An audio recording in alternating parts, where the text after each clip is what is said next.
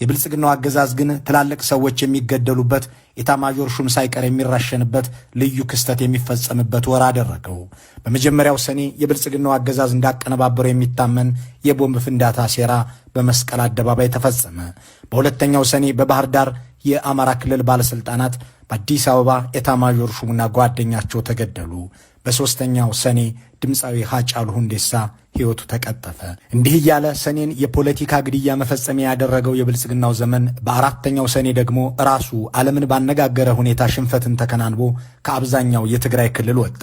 በ3 ሳምንት ጨርሼዋለሁ፣ ከዚህ በኋላ የተበተነውን ሰብስቤ ዱቄት አላደርግም፣ ብንዋጋም ባንዋጋም መቀሌ አይመለሱም ወዘተ ሲላቸው የነበሩት ተቃዋሚዎቹ በ8 ወራት ውስጥ አሸንፈውት የተናጠል ተኩስ አቁም አድርጌያለሁ እንዲልም አስገድደውት የመሰረተውን የክልል መንግስትም በእግሬ አውጭኝ ያሸሸበት በዚያው በአራተኛው ሰኔ ነበር።